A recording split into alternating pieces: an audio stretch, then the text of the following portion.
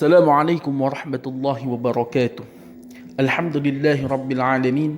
Wassalatu wassalamu ala ashrafil anbiya'i wal mursalin Sayyidina wa maulana Muhammadin wa ala alihi wa sahbihi ajma'in wa man tabi'ahum bi ihsanin ila yaumiddin. Amma ba'du. Segala puji bagi Allah Subhanahu wa taala. Salawat dan salam kepada Rasulullah sallallahu alaihi wasallam dengan lafaz Allahumma salli ala sayyidina Muhammad wa ala ali sayyidina Muhammad. Baiklah sahabat milenial sekalian, insya-Allah pada kesempatan kali ini kita akan membahas mengenai suatu problematika di kalangan masyarakat yang di mana permasalahan ini akan timbul ketika kita mulai berada di akhir-akhir Ramadan dikarenakan telah dekatnya lebaran, yang di mana permasalahan tersebut sangat erat kaitannya dengan penyaluran zakat fitrah.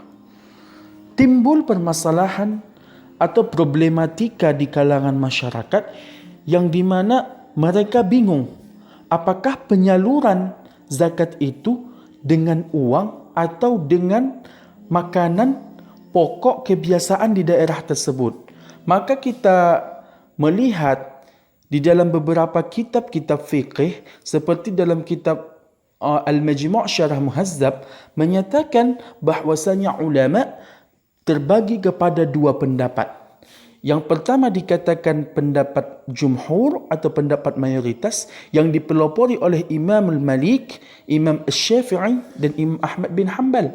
Mereka cenderung mengatakan bahwasanya penyaluran zakat fitrah mestilah dengan memberikan sejumlah ukuran yang telah ditentukan berupa makanan pokok kebiasaan daerah tersebut. Contohnya di Indonesia, makanan pokok kita adalah beras. Maka kita harus mengeluarkan sejumlah ukuran beras untuk pembayaran zakat fitrah.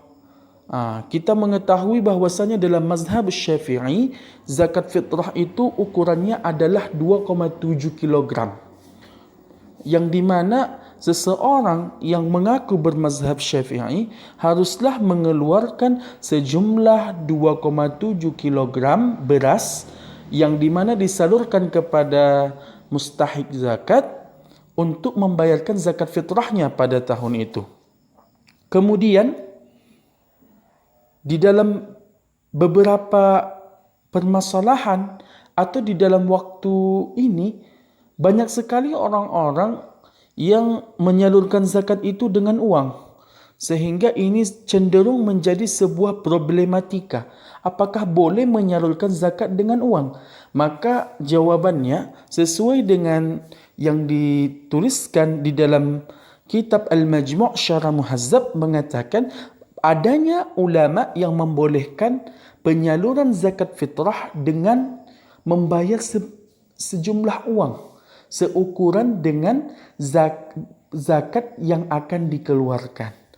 Yang di mana pendapat ini dipelopori oleh Imam Abu Hanifah, yang di mana beliau mengatakan bahwasanya bolehnya seseorang mengeluarkan zakat atau membayarkan zakat dengan sejumlah bayaran zakat yang akan dibayarkan kepada mustahik zakat.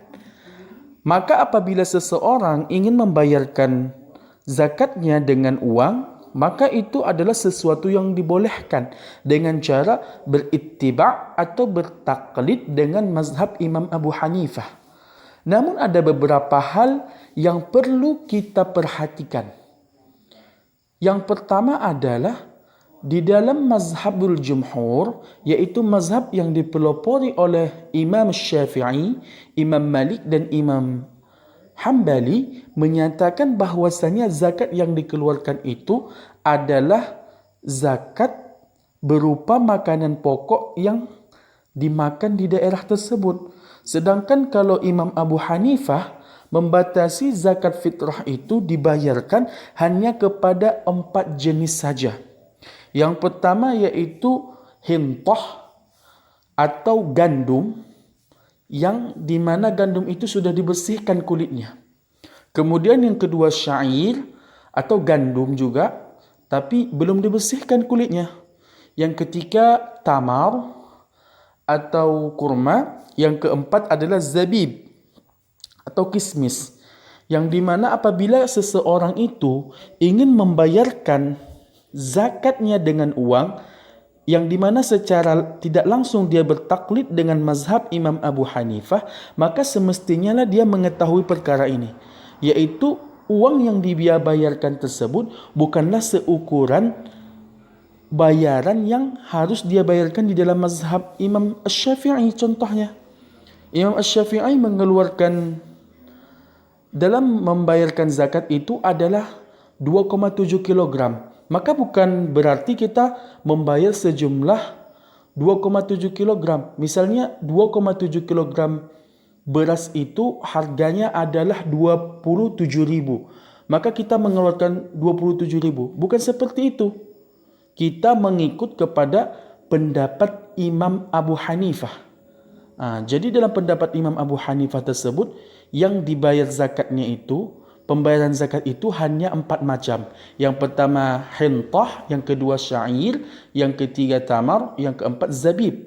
Maka kita bukan melihat kepada ukuran beras, ukuran harga beras di daerah kita, melainkan melihat kepada ukuran harga gandum atau harga di antara 4 barang atau 4 macam barang yang dizakati di dalam mazhab Abu Hanifah. Contohnya kita ingin membayar dengan seharga hintah. Maka kita melihat bahwasanya hintah itu tadi ukurannya di dalam mazhab Abu Hanifah, apabila kita ingin membayar dengan hintah, maka dia ukurannya adalah 1,9 kilogram. 1,9 kilogram ini, apabila kita misalkan harga 1 kilogram itu adalah Rp16.000, maka Rp16.000 dikali 1,9 kilogram, kurang lebih sekitar Rp30.400. Maka zakat yang harus kita keluarkan apabila kita ingin membayarkan dengan uang adalah sejumlah harga hintah, bukan sejumlah harga beras di dalam mazhab Syafi'i.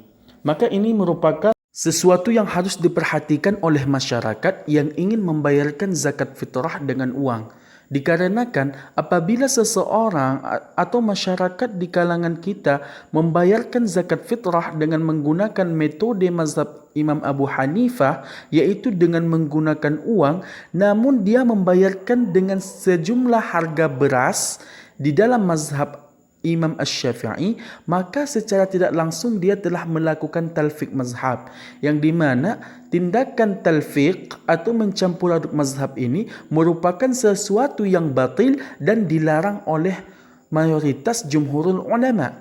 Oleh karena itu, agar terhindar daripada talfiq mazhab, maka apabila kita ingin membayarkan zakat dengan menggunakan metode mazhab Abu Hanifah, yaitu dengan menggunakan uang, maka semestinya lah kita membayarkan uang tersebut sesuai dengan ukuran yang telah ditentukan di dalam mazhab Imam Abu Hanifah, yaitu bisa dengan seharga 1,9 kilogram hintah atau 3,8 kilogram syair, 3,8 kilogram kurma atau 3,8 kilogram kismis.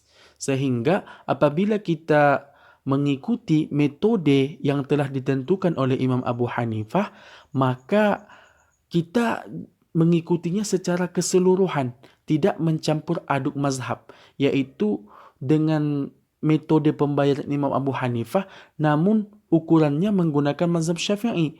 Maka ini merupakan perbuatan yang dilarang oleh para ulama. Mungkin itu saja yang dapat kami sampaikan.